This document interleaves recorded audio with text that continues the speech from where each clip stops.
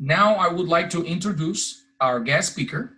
He is a seasoned TESOL specialist, a presenter, and a researcher. I had personally the honor to have him as a teacher and advisor in undergraduate and graduate schools. Dear teachers and colleagues, let me introduce you to Dr. Sergio. Good morning, everyone. How are you? I'm talking to you from Colombia. I'm not in the United States, and I can see faces I know. I was a teacher in Cuba for many years, and I had the pleasure of having Dade as one of my students back at the beginning of the century, I guess. I can also see Mariví, who was my co-worker, and we worked together at the university in Havana for several years. I didn't know you were here. I mean, you were there in the US. It's great to see you again. So as Dade said, I'm going to be talking today about communicative language teaching, and I'd like to thank him for the invitation to share my experience in this field. And also, I'd like to congratulate you all for being here at this important Miami-Dade TESOL meeting. It is great to see that there are so many teachers interested in, in still learning more, not about English, but about how we teach it. We can teach it better so that our students learn more and are more, like say, successful in their communication outside the classroom. So let me see if I can share my screen now. I think I can, yes. So here it is. All right. So let me do this.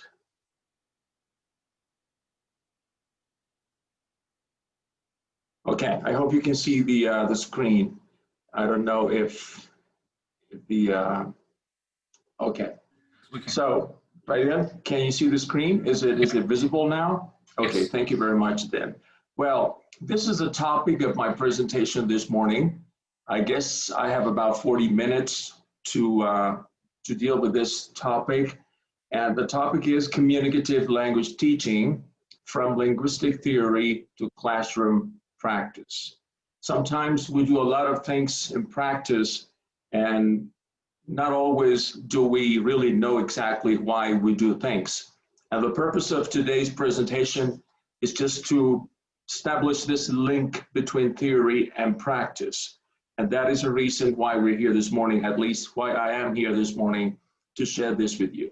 So in this presentation, we will discuss two main areas. Number one is the theory behind the communicative approach to language teaching. Dade sort of like introduced the topic when he started talking earlier this morning about when and how this communicative approach came into being. And then after we discuss the theory behind this approach a little bit, then we'll talk about the structure of a learning cycle that would lead learners towards gradual transformation of linguistic knowledge into free and spontaneous use of communicative skills. So that is the main goal of our teaching, with all the teaching we do as language teachers. I mean, maybe our students sort of like, had some previous experience learning English in their countries of origin, because I believe most of you teach people who were not born in the United States. Immigrants that have come to the US of different ages. And of course, you know very well that sometimes it is easier for younger learners to learn, and it is maybe more difficult for people who have a longer life using another language before they came to the US. So we'll discuss about ages today as well, and how we maybe approach the learning process in a different way when we teach younger, let's say, students, as we would do when we teach, let's say, people who are grown-ups already. So these are the two areas we're going to be focusing on this morning. So I'd like to begin by defining what we understand by communicative competence. Communicative competence is, I would say, the main concept that we need to keep in mind all the time when we approach our teaching from a communicative perspective. That is, using the communicative approach as our, let's say, as a theory underlying all we do. So I have split the concept into, let's say, different components, and I'll go little by little explaining why, what each of these parts of the concept means, okay? So first of all, communicative competence has to do with an individual's performance. And the word performance is very important because it is opposed to the previous concept of knowledge. So I know the rules of the language, and I believe that because I know the rules, I can communicate, and that is not true.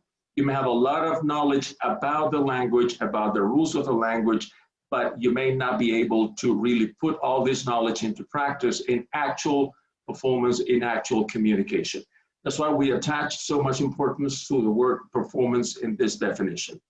Number two, in the verbal and non-verbal activity.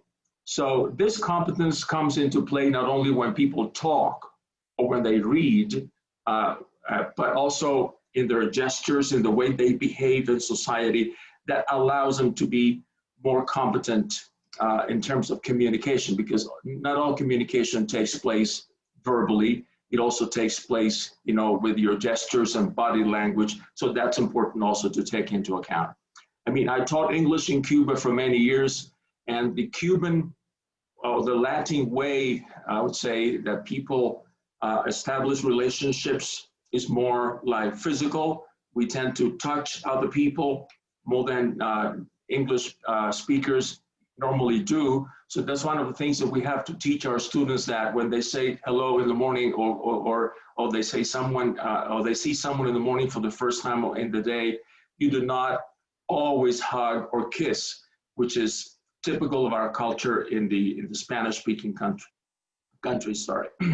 So in real communicative situations, so this performance, this let's say, these skills, this communicative competence comes into play when people actually communicate in real situations, not just in the classroom. So the classroom is just where we rehearse for, let's say, actual communication outside of this place.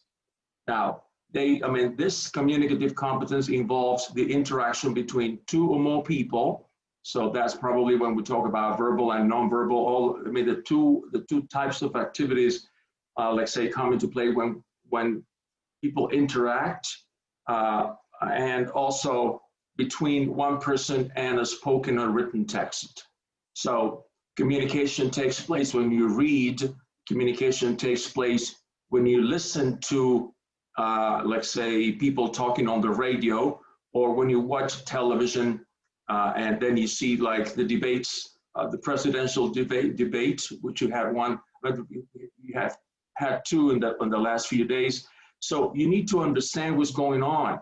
And though you're not talking, but you're listening, and that's also communication. You need to put into practice all of your communicative competence to understand what's going on. Not only let's say, the meaning of words, but also what may be behind all these speeches that are, you know, the candidates, for example, are delivering on television. And then in accordance with a given social context. So social context is very important. It's key, because you don't speak the same way in all contexts. So the way you approach a communication process differs depending on where you are and who you're talking to. So this is what we understand by communicative competence. Now, how can this communicative competence be achieved? I mean, is that a simple process that happens even without a teacher? Sometimes it is. So I'd like to talk about two processes defined by Stephen Krashen back in the early 1990s. And these two processes sometimes overlap in English as a second language environments. It is a bit different when we talk about English as a foreign language.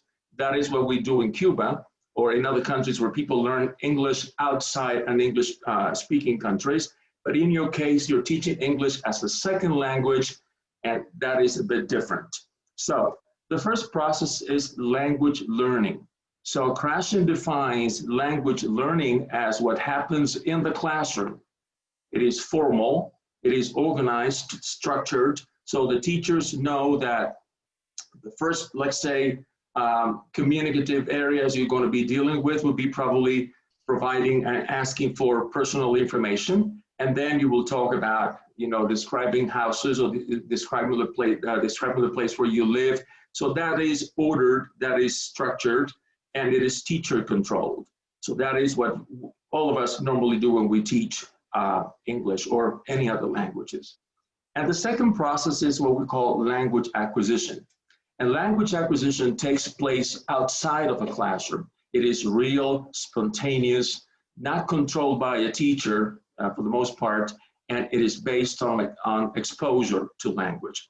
So these two processes actually occur in your environment. I mean, your students come to your school, they learn with you what you have organized, what you have structured, but at the same time, when they go out of your schools and they go shopping or they go to the movies or they go to places, then they become involved in a process that is not really structured, teacher-controlled learning, but it is more than that. And this is, of course, spontaneous. It's not, nobody is defining what they're going to be exposed to when they go out of the classroom. It is impossible. Now, I'd like to relate this competence that I started to talk about a few seconds ago with language skills. So communicative competence comes into play while speaking, writing, listening, and reading. So this communication takes place in the 4 skills. This is important because sometimes it is believed that when we refer to communicative competence, we only, let's say, consider speaking, and that is not so. It takes place when we speak, write, listen, and read. Now, communicative competence has been, let's say, subdivided by different authors into different competences or dimensions. And today I'd like to refer to the ones that I consider are important to single out, because if the teacher is not aware that these 5 components actually are important, then we would disregard some parts of the some of the dimensions of communicative competence. The first one, of course, is linguistic competence, and that is what we have probably been teaching for many, many years. So linguistic competence is what? It is grammar, it is pronunciation, it is spelling. So everything having to do with the language as such, okay? And then we have discourse competence, and I'll talk about it in a few seconds. I'll go deeper into this. Sociolinguistic competence is the 3rd component. Number 4 is strategic competence, and number 5, sociocultural competence. So these 5 components altogether are interwoven into a system, and the system is what we call communicative competence. So I'll go now little by little, into discussing each of the 5 components. So the first component, or the first dimension, is linguistic competence. And as I said, this is what has been taught for years, say centuries, the grammar of English is this and that, and you need to learn the present, the past, and the participle, and all that. So this is what we have done, for the most part in our teaching careers, unless you're very young and you started with a new wave. Then this dimension focuses on accuracy at sentence level. Accuracy meaning not making mistakes, not forgetting the S of the 3rd person singular, knowing how to pronounce the past tenses of regular verbs like ta, da, id, depending on on the last sound of the verb in the present tense. So, and it is at sentence level. So linguistic competence does not really focus on fluency. It really, what it does is that it concentrates on accuracy. Okay. Now, language is not a set of rules, but grammar is still very important. So I just said a few seconds ago that this communicative approach was a reaction against previous methods and against, let's say, previous approaches to language teaching and learning. And at the beginning of the communicative approach, teachers were told not to really care much about grammar, not to teach grammar, not to teach pronunciation. It was believed that the students would learn just by being exposed to the language, but not really with any, let's say, intended attention drawn by the teacher toward specific, let's say, grammatical content. So these linguistic contents are dealt with as systems in which form, meaning, and use are closely interwoven. So when you start teaching a certain, let's say, communicative content, you don't say, today, in our lesson today, the purpose of our lesson will be for you to learn the passive voice. If you start that way, you're starting the wrong way, because the passive voice doesn't exist because we do need grammar. It exists because we need to use certain linguistic, let's say, signs to transmit a certain meaning in a certain communicative context. When do we use the passive voice? What is the purpose of using the passive voice? Okay, then, so today we're going to learn how to talk, for example, about things that have happened, but we're not going to really care a lot about who has done things. Like, for example, we talk about the history of our continent, and today we'll talk about America, well, the Americas, as you would call it in English. And then you say, well, what do you know about the Americas? You say, well, the Americas is a continent, or it's probably more than one, because we have the North America, Central America, we have South America, okay? And do you know when America was discovered? And they're going to say, well, probably they will know that it was in 1492, but maybe we don't really want to discuss today who discovered America, so we're going to focus on America as our main, let's say, focus of interest. And then let's all talk about America. So when we talk about the Americas, we're going to be using the passive voice several times. And then the students will understand that we use this structure when we want to refer to the receiver of a certain action, and not really to focus on the doer of it. So do not just, we should not just teach the grammatical structure as an isolated entity. It is part of a communicative process. Now, lessons to develop this dimension must start from the use of the grammatical item in communicative situations. Like you start, I'll talk later about how you do that. And then whenever possible, consideration should be given to the learner's mother tongue to identify reasons for mistakes and to decide how to correct them. I know it is not always possible. Sometimes it is because the teacher does not know the mother tongue of the students. Some other times it's because you have students from different countries and they speak different languages as their first language, and it is hard for the teacher to really have the knowledge of these languages, maybe not the languages to communicate in them, but about these languages, their characteristics. It is sometimes difficult. But whenever possible, if the teacher does know about this mother tongue, the teacher will be better equipped to understand why the students make some mistakes. And for instance, I was the other day teaching my students the use of the present perfect in English in communicative situations in which they needed to talk about experiences in life. And they wanted to say, I have lived in the US for 7 years. But what they said was, I live in the US for 7 years. And that is because in Spanish, we don't use the structure that is, let's say, mathematically the same as the present perfect to refer to actions that began in the past, have gone up to the present, and will probably go on to the future. In Spanish, we use a simple present for that.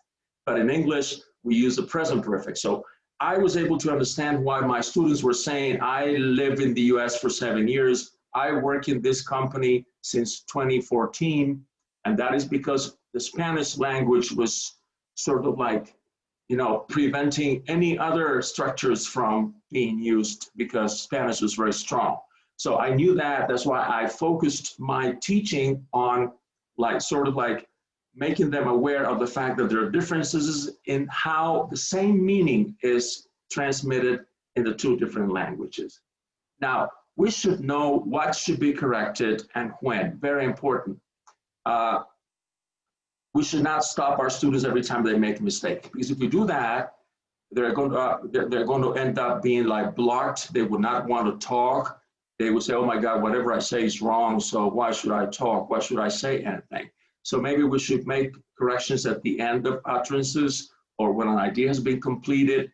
We can ask the students to reflect on what they said and how it can be said better, okay? So this is about linguistic competence as such. Now, the second dimension is discourse competence. And discourse competence is beyond sentence level. I said when I talked about linguistic competence that it was at the level of sentence. In this case, discourse competence is beyond sentence level in spoken and written language. So if we go beyond the level of sentence, it would be logical to understand that coherence and cohesion are important because we want to keep like the same topic. We need to be focused on what we're talking about. And connectors play a very important role.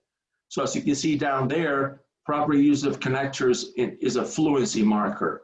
So a student or somebody who speaks a language, can be even a native speaker of a language, is said to be fluent when this person is able to connect sentences together by using the correct connectors. That's why when we teach, for example, when we teach writing and we talk and we teach them how to write, like say, documents in which cause-effect relationships are important, we should teach them the meaning of the connectors they need to use in these communicative circumstances. Now, fluency is not the same as speed, and this is important because some people believe that, oh, he speaks so fast. But when he speaks fast, sometimes he drops the ending of words. Some other times the student or the speaker does not stress the words in the sentence that need to be stressed, and this causes a problem in communication. So maybe he's very fast, but he's not being successful in communication. He's not really fluent. So fluency has to do with the way you connect ideas together. So it is not just a linguistic process, but I would say it is a more mental process than actually language. Now, linguistic competence is something that we need to teach, I would say, from scratch. I mean, we should not sometimes rely so much on the previous knowledge of their own language. But in the case of discourse, these discourse skills are things that can be transferred from the student's mother tongue. So if they were able to organize the information in writing, for example, in their first language, they're going to transfer this knowledge into English, which does not really happen all the time regarding grammar at sentence level because the grammatical structures are different. But the way we organize the information, it is, of course, something that can be transferred from the mother tongue. Now, there's a last sentence here regarding sentence length and use of connectors in English and Spanish. I would guess that most of your students speak Spanish as their first language. Maybe not, but in most cases they do. We have a big difference between the way sentences are constructed in these two languages. In Spanish, we use a lot of, let's say, long sentences with commas, and this doesn't happen in English. So when you read a text written by a Spanish speaker in English, you sometimes find very long sentences which actually cause a problem for people who read to understand the meaning. So it is important that we approach this considering the student's mother tongue, and then we understand now, because we know that in Spanish it happens this way, that the students are making this mistake in discourse competence because of their mother tongue, and then we should go maybe we should approach this from a corrective, let's say, perspective to avoid this problem. So the third dimension is sociolinguistic competence. And this is the competence or the set of skills that has to do with the connection between language and society. That is, we choose what language to use depending on the circumstances. So, for example, when we teach would or could, these two modal verbs have a great impact on how polite a person can be when he or she's talking. So, for example, when I learned English back in the 1980s, my teacher said, "You don't say, 'Give me a match.'" I mean, asking somebody to help you with a lighter, you know, to light your cigarette, because "give me a match" was too rude. So we needed to learn, "Oh, could you possibly," or "would you please?" So these are, let's say, linguistic structures and forms that have an impact on how socially correct we are when we talk. Now, linguistic forms must be chosen considering the social relationships between participants in an active communication. Look at the two pictures we have here. You can find Queen Elizabeth down there. She's talking, I think it's somebody who was in a concentration camp back in the 1940s. And the way this person would talk with the Queen, or would say, or would greet the Queen, would not be the same way that these friends out there will be talking. You need to sort of like rehearse what you're going to do, because this person is very respected, and then people need to find the right words and the right language to communicate with her in this case. And that happens also when you talk with your teacher, when the students talk to their teachers, or when the students talk to friends. When I started teaching in Cuba in 1985, we had a couple of Russian advisors who were there, and one of my students, she was in the first year of the university course. When Professor Ludmila came in the classroom, she said, "Hi, Ludmila," and Ludmila got angry because, "How come you say that, 'Hi, Ludmila'? You should say, 'Hello, Professor.'" And then this is a way, you know, that you can easily approach these differences in the way we use language socially with your students, you know, with simple things like greeting people. Now, appropriateness is the key word. Levels of respect, distance, and when we talk about distance, we don't talk about physical distance, but we talk about social distance. And at the end, I have a note here saying that teachers must make their students aware of social relationships and their effect on language choice. So the way I choose language depends a lot on the social connection that the speaker has with the listener, okay? So the fourth dimension here is probably something that we do a lot in our classrooms. We don't know exactly why we do that, and that has to do with strategies to communicate.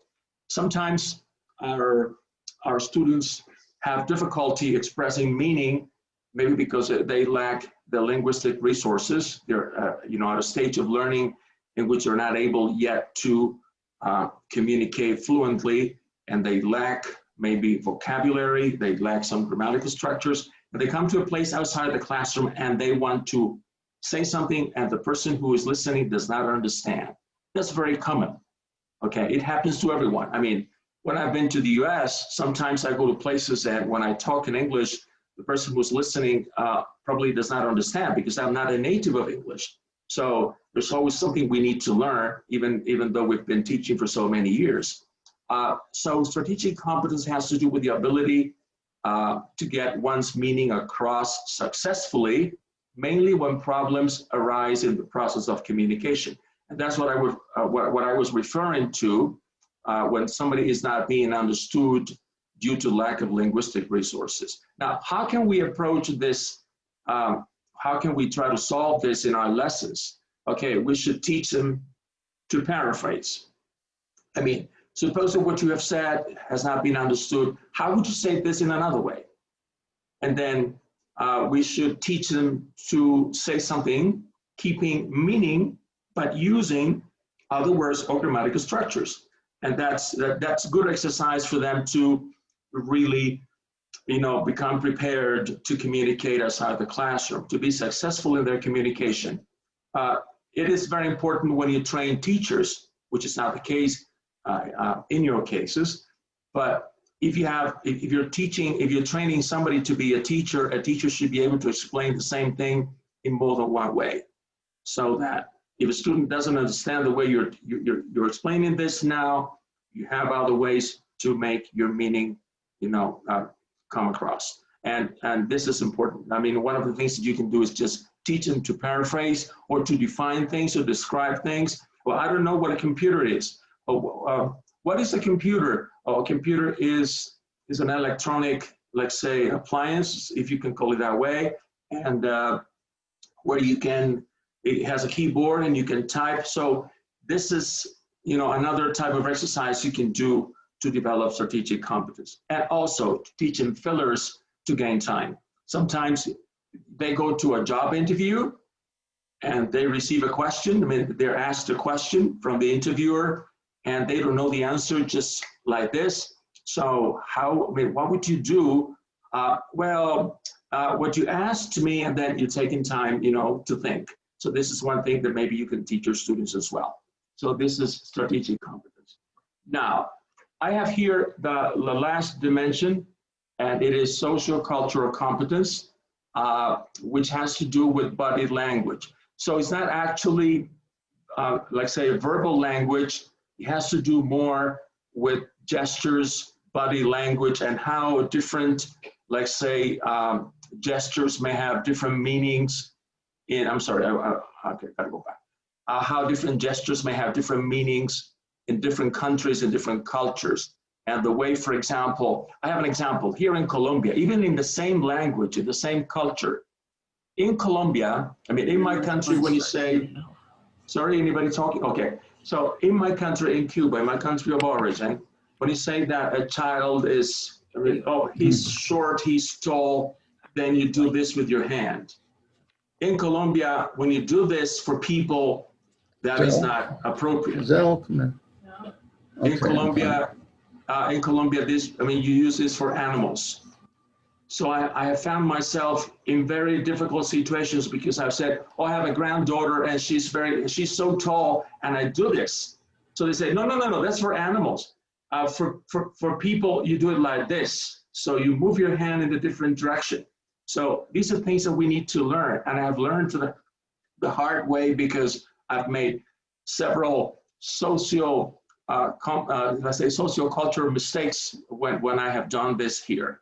And it is hard for people to incorporate this in a new culture. So this is one thing that I believe we should also, let's say, incorporate to our teaching. Body language, gestures, and also differences between mother tongue and second language cultures.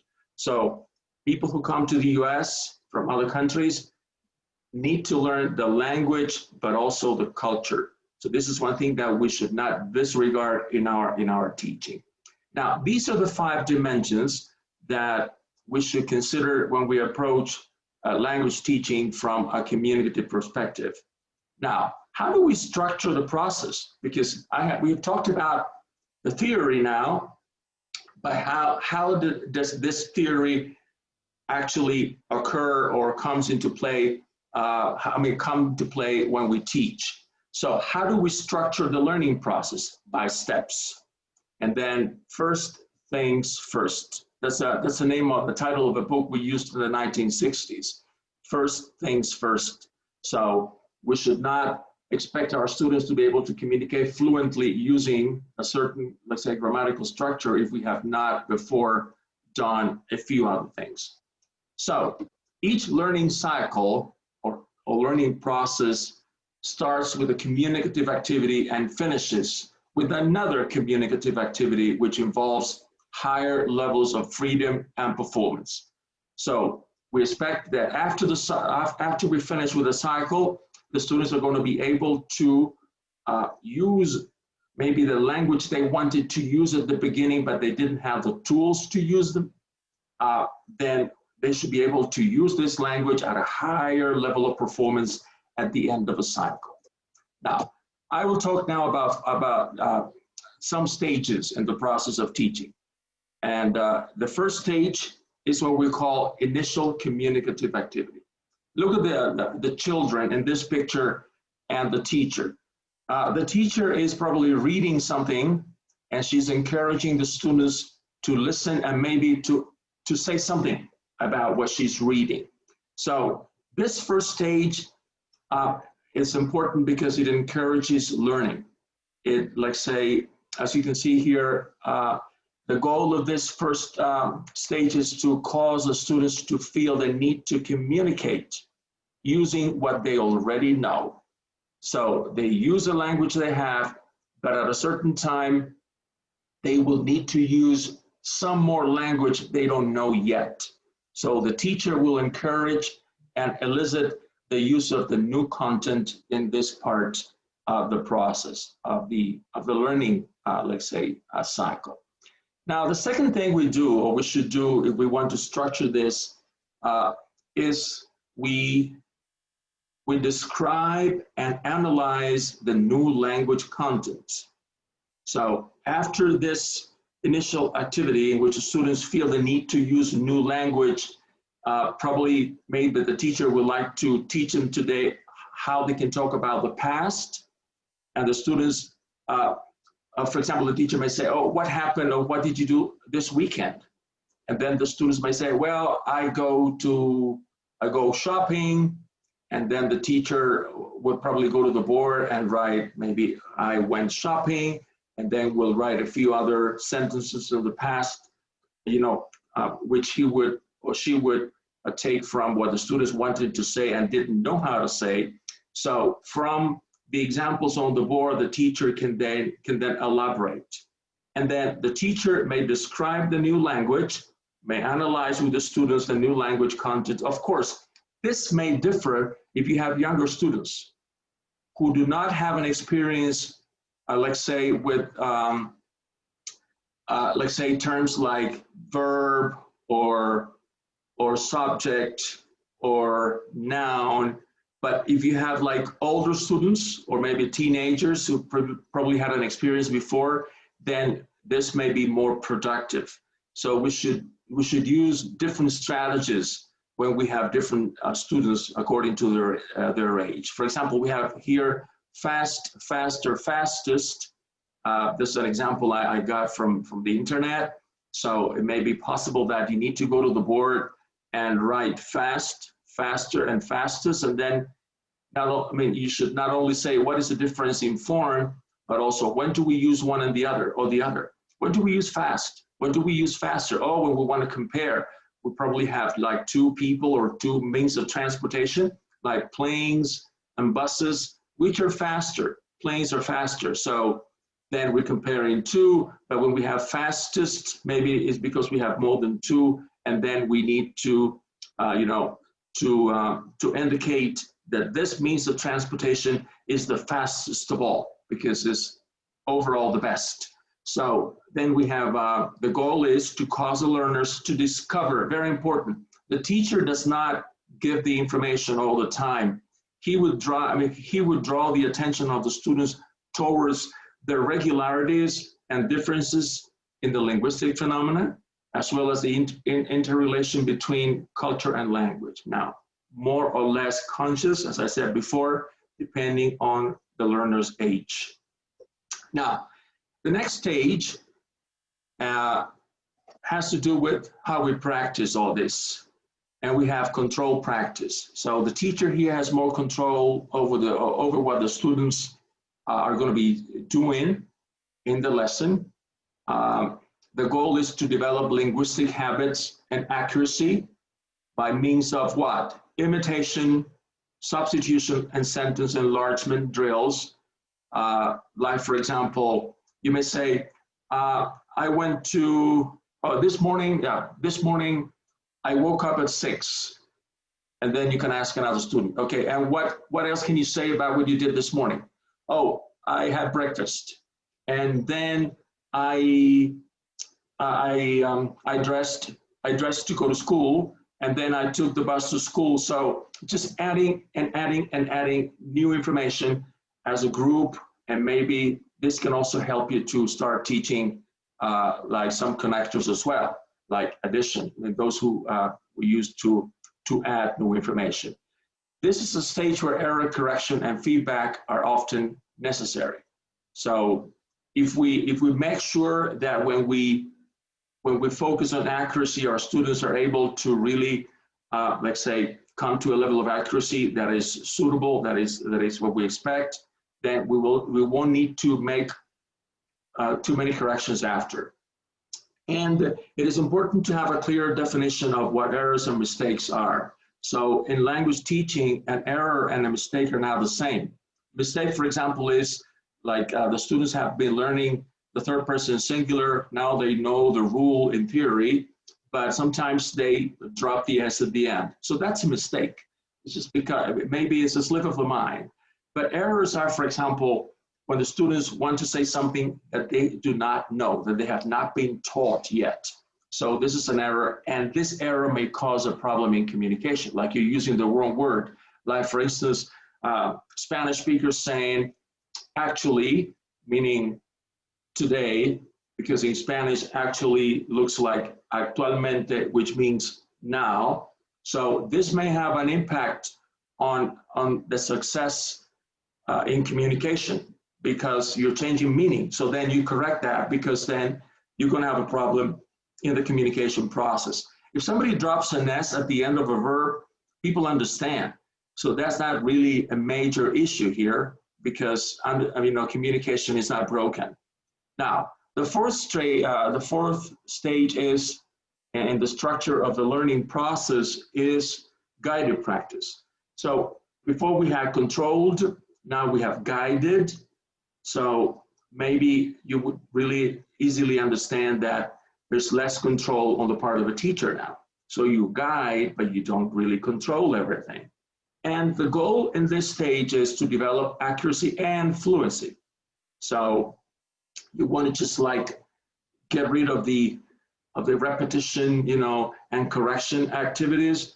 And then you want to probably provide more, let's say, opportunities for the students to speak fluently, and gradually move from sentence level to text or discourse structure. Okay, I think it is rather clear. Now here we have the fifth stage.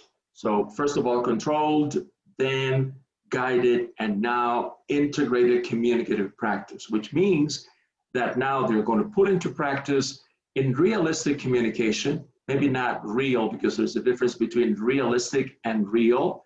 Realistic is that you create in the classroom conditions that may resemble what they're going to find outside of it, but real communication actually doesn't happen in the classroom in most cases. Sometimes it does, but some other times it doesn't. So the goal of this integrated communicative activity or practice is to cause the learners to interact fluently using the new language content. Activities at this stage must focus on the purpose of communication rather than on linguistic forms. So that is what we do here in this fifth stage, okay?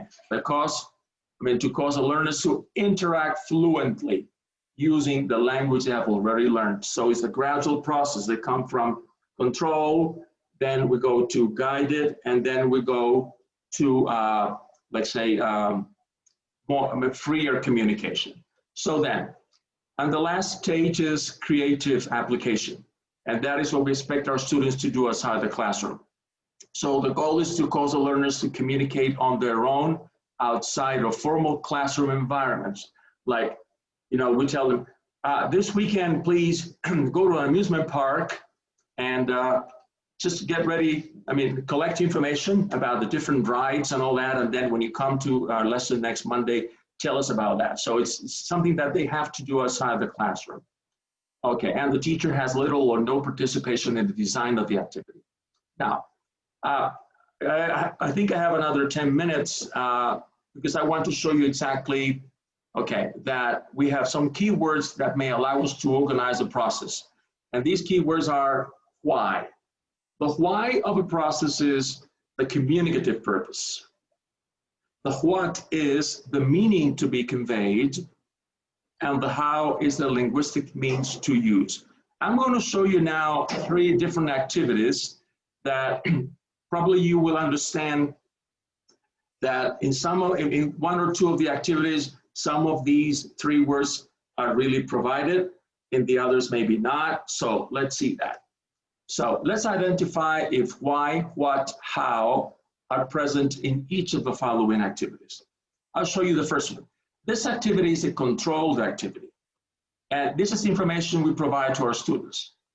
You've started at a new school, you know little about your new classmates, and you want to make your friends, you want to make new friends you can hang around with.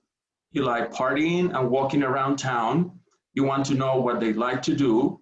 Now stand up and ask the following questions of your classmates, and then we give them the questions that they have to ask.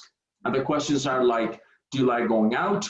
Are you a party goer? Do you like movies? So the children or the students as such are going to be asking the questions we gave them. So think about that. Do we have here the why? Do we have the what? Do we have the how? Let's see. Let's go now to a second activity, which is not controlled, it is guided. And we'll see the difference between this one and the next one. So, same instruction, you like partying and walking around town, you want to know what they like to do, stand up and find people who. So I'm not saying here, I'm not giving them the questions they have to ask, I'm only giving them what information they need to look for. And find someone who, find people who like to go out at night, who are party goers. So the students need to construct the questions. They do not get them already made by the teacher. So this is different. So in the first case, controlled, and the second case is guided. So we don't give them the questions. And activity number 3 is what we call communicative, and the instructions are similar. Okay, you're saying you are at a new school, you like partying and so on, and you want to know what they'd like to do. Stand up and find 3 people whose likes are similar to yours, and you would like to make friends with. So nothing else. We don't even give them like the details about the type of information they need to look for. So these are 3 different activities. Let's now summarize what these activities provide. So activity number 1, which is controlled. Why? Yes, because why is the communicative purpose. What? Yes, that is what type of information we need to look for. And 3, the how. Yes, because we gave them the questions. The students don't even have to figure out how they're going to be asking for this information. Activity 2, guided practice. The why is there because they know the communicative intention. It's a context, looking for friends. Okay, what? Yes, we told them what type of information they needed to look for. How? No, we didn't give them the how. We didn't give them the questions for them to ask. Activity 3, the communicative practice activity. The why? Yes, they needed to look for friends or people who shared, their likes and dislikes with them. What? No, we didn't tell them what kind of information they needed to ask for. And how? No, we didn't give them the questions that they needed to ask. So I would say that to summarize this part, we can identify, or we can tell controlled, guided, and communicative practice activities apart by just understanding whether they provide the why, the what, and the how. So what would you do first? You would use activities in which you would give them the why, the what, and the how. Then, in the process of getting them freer to communicate later, you would probably eliminate the how.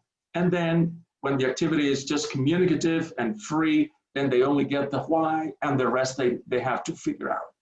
So this is the summary of the activities. I'd like to now provide the conclusions for this presentation. In the first place, language teachers must be aware of the theoretical fundamentals underlying their practice. So we all need to know exactly why we're doing what we do. It is not just like spontaneous. It is not just like we do things as they come out, but we need to know exactly why. Number two, they must know what to do, how to do it, and why to do it, okay? Three, theory tells us the why, okay, why we do what we do, but the structure of the learning cycle, or how we structure our teaching, would tell us the what and the how. So I'm sort of like trying to connect this with also the types of activities that I gave you a few seconds ago. And a perfect combination of what, how, and why will make your teaching successful and will enable your students to show very high standards of language proficiency. And that is the end of my presentation from my side. I don't know, Raidel, if there are any questions or comments that you would like to share, because I have not been able to watch the chat. Okay. So I'm going to stop sharing. Mr. Malevitz. Yes. I can't hear you, sir, because your microphone is off. You're muted, sir. Paul, you're muted. No, again, let me help you. Okay, ask to unmute. I'm helping you here. Paul, we can't hear you. Okay, can you hear me now? Yes, sir, Okay. I can. Now I can. Okay. Mr. Font, first of all, I came a little late, but I want to congratulate you on your extensive knowledge of the subject. And just a side question, do you have a female relative whose last name is Font, who was a high school Spanish teacher in Los Angeles? No. She was from Paraguay. Okay. No, I'm Cuban, and I don't know anyone in Paraguay with my last name. Sorry. All right. No, congratulations. Maybe our grandparents were somewhere in Spain and they were related, but I have no idea. Okay. Thank you, Paul. So any comments, any questions you would like to ask Dr. Font at this point? Feel free to ask. We have some minutes for Dr. Costello, Arlene. Hi, I'm Dr. Font. I'm president of Sunshine State TESOL of Florida. Wow. And I was very happy to hear about your presentation on communicative competence. I wrote my comment on the chat box because this will clearly guide our teachers in aligning their instruction to the Florida Department of Education English Language Development standards and the WIDA standards as well as we exit our students. I just participated in construction of proficiency test about last month, and sometimes the assessments do not align with the teaching, what we teach and what we assess. Yeah. Therefore, we need to make sense of instruction standards and also assessment. So thank you very much for your presentation. I enjoyed it. Thank you for your comment, Arlene. And it is true that sometimes assessment and teaching do not match. And we would say in Cuba, we said we taught like a 5-cent lesson and we're going to give them a $1 test. And so that's a problem, you know. If we don't get them prepared for successful communication, we cannot expect them to communicate well in a test or outside the classroom. That's why it is important to have like an order of steps and things that, you know, we need to follow. And that's what I intended to do with this presentation today. Thank you again. Thank you very much, Dr. Arlene Costello.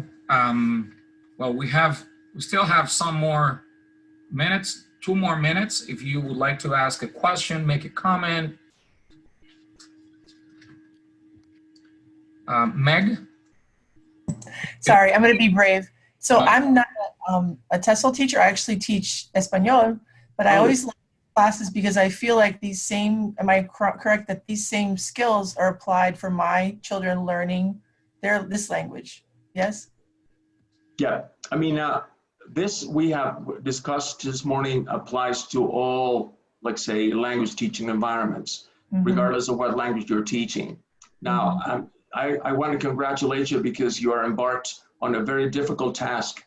I have taught English for many years, but I don't think I'd be able to teach Spanish. It's the best. I mean, Spanish as a foreign or second language, because Spanish is more difficult. By far, it is more difficult. And, see, now I tell my students that it's easier because the phonetics, the phonics, and it's so logical. English is crazy. Like trying to spell in English is impossible. My students would say, I don't know how to spell. I said, yes, in Espanol you can spell. Everyone can spell in Spanish. Oh yeah, Spanish is easier in the sense that you don't have like in English like the same letter being pronounced in 10 different ways in different contexts. Yes. That makes Spanish easier, but what makes Spanish more difficult, as it happens with French, is conjugation of verbs. Yes. Because we have a conjugation for each person, number, and all that, and the past is crazy and all that. So I started learning French many years ago, and I said, oh my God, what is this? I felt so stupid because the teacher was talking to me in French all the time, and I had no clue what she was saying. And it was because maybe she was using all of these conjugations that we do have in Spanish, but you're lucky not to have in English. Like I went, she went, they went, we went, is went for everybody. In Spanish, we have a different went for each person. So that is crazy. So you have to learn Indonesian. My friends are in Indonesia, and it's the language that has no gender, no tense, it's like they've made it as simple as possible to unify, because there was like 200 Indonesian languages and they want to unify them. So that'll be my next language. Oh yeah, I've been there twice. And I just learned how to say classroom because it's the same word as we have in Spanish, aula. But all the rest for me was crazy, the same as Turkish. You know, these are languages that are, you know, that do not keep like a family relationship with any other languages. And for this reason, it is, I would say, far more difficult for anyone coming from any other parts of the world to learn them. Yes. Yeah. Thank you. This was very interesting. Thank you, Meg. Thank you, Meg. Well, we'll still have Rachel. Yeah, we still have some. The next presenter it's at 10:15, Dr. Arlene. So we still have some time for questions. Rachel and then Jorge. Good morning. I also wanted to thank you for the wonderful presentation. Can you speak louder, please, Rachel? It's hard to hear. Can you hear Rachel me? is still asleep. That's why she can't talk any louder. I know, right? Can you hear me? Yes. Okay. No, I said I wanted to start off like everyone before me to thank you for the presentation. And I was taking notes as you were speaking. My question is geared more towards trying to teach literature to English language learners. In our county, we have 2 courses. We have the developmental component, which focuses on the language acquisition, and then we have the English one, which focuses on literature, but the students are still learning the language. So in my class setting, I would have students levels 1 through 5, or 4 rather, and teaching literature, and they have to meet the standards for the state and take the state assessment, which goes back to what Ms. Costello was saying. So I just wanted to know, what would you recommend as far as teaching? Because they're also learning the language and they have to get the literature component. So how to marry all of these together to make sure they're successful? Very interesting question, Rachel. I've always taught that language, not really literature, but I would guess that first of all, you need to, like say, define whether you want to use literature as a means towards language learning or as a goal as such. So if your goal is for your students to understand literature, to be able to maybe comment on it or to assess or to probably, you know, all you do with literature, then language would be a means towards their understanding of literature. And then if that is what you do, so make use of the strategies that we have talked about, make use of the, let's say, of the description of language, let's say, from the linguistic, let's say, point of view, or also social linguistic. Why do you think the author here says this and that and the other? So you're making use of language to get to your goal. But if you're using literature as a means towards language learning, then the process is different. Then you have to make sure that whatever you do with your literature lessons, like, sort of like contributes to their understanding of language and to their to the development of their linguistic or language, let's say, communication skills. So what is the goal? Do you want to use literature as the goal and then language as a means towards the understanding of literature, or do you want to do it the other way around? Do you want to use your lessons, your literature lessons, to maybe to drive your students on the road towards better communication? So you have to define. But I would guess that this applies to all things. I mean, I teach other types of things. I teach archery judging because I've been an archery judge for many years. And when I run my archery judging seminars in different parts of the world, I sort of like use like similar procedures, like first of all, understanding, then discussing, and then having the participants like sort of contribute their own experiences and so on. So it's a philosophy towards learning. It is an approach because it doesn't really reflect a specific method. It is a philosophy. For me, approach and philosophy are similar. So all you do with language teaching, you apply to everything you do in life. So all of this we have discussed here can be also applied to your literature lessons. But first of all, think about what your goal is, literature or language. So, and then you decide. It's great to know that you do that. Thank you. Literature. Rachel, I think we have time for another question. Jorge? Well, yeah, I just wanted to highlight one of the points that Sergio made. Can you speak a little louder, Jorge, please? Can you hear me?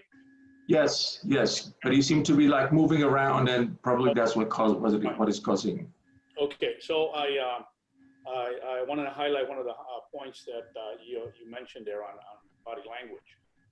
I think it's one of those features that is kind of neglected in the classroom, because you go in there and you want to do it bookish, or it's everything on the board or written. Body language plays a critical role in providing and the output of meaning, and also for internalizing meaning when you are receiving on the receiving end. So the body language when we're speaking, it has to be very we have to emphasize it in the classroom. If we don't do that, there will be no meaning. Even before right now I'm speaking to you, my body will probably will react first to my words. So my brain goes in and gets this idea, and then my body goes into action, and then also my vocal cords begin to produce sound. So that is a very key element within the classroom, and I think it's very often neglected. It's made too bookish. You go and fill in the blank for the third, like when you're talking about grammar and stuff like that. It's never active. There's too much passivity within the classroom itself. It's all bookish and all wordish, and there's no interaction, no language really being produced. And when we call language, it's all written. And I can tie this with the young lady who was just mentioning, literature and language, literature and be students who are learning English, and then you're dealing with teaching literature. We have to first of all, we have to gather what are the key words within that literature piece that are going to be essential. And then we have to be able to have the students act it out. And then if they work in teams, then you have to think about working in teams, because if you're working in isolation, every student is working in isolation. It will never work, because language is a social component. It's social. It's a social cultural event. It cannot be. You can't separate body language from language, and you cannot. In addition to that, you cannot separate yourself from language and just try to learn language on your own. So you have to create teams. If you create teams, you allow each member to say their piece, or analyze, discuss, provide their input, their opinion on it, and then the other members are listening. While they're listening, they are also constructing meaning of what's being said. Furthermore, once that individual has constructed meaning from what's being said and what's being acted out, then they will be able to output language. Otherwise, it doesn't work. And again, one of the limitations is the assessments that we have to deal with. And that doesn't allow us for language within the classroom. It doesn't allow, in fact, most of the kids, even before, let's not even talk assessment.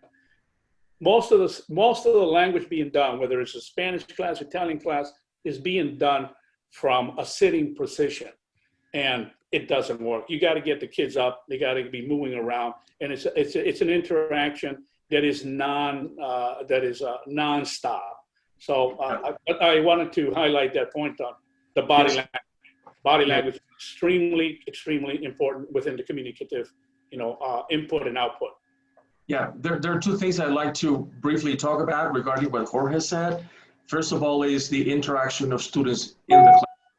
I mean, we should provide activities in which the students are not just sitting and watching the teacher and receiving information, but activities in which they interact, they stand up, they walk, they talk to somebody else, maybe have a role play, and I'm going to play it. I mean, I'm going to have Mary and Judy have the role play first, with all the information that they have in their role cards.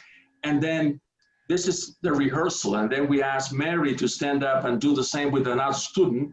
And this would be probably more realistic because she's already prepared to interact in this kind of activity. And the second thing is about constraints imposed by, let's say, the structure. I mean, what the Ministry of Education or whatever you have in the United States probably says you have to have this number of tests, and the tests have to be this and that way. So, but there's nothing we can do about that, unfortunately. I don't know. So I don't know if there are any other questions. I have read a number of comments, people agreeing and all that, and I'm glad that based on what I have read, you have found this information that I have provided useful. I wish you a wonderful rest of the day in this TESOL meeting. And I don't know, Raidel, if there's anything else you would like me to say. Thank you so much, Dr. Fon. Would like to, well, now we're going to take a 5-minute break, but some of the presenters have been writing to me and they're interested in having your presentation. So we highly appreciate it if you could share that in the chat.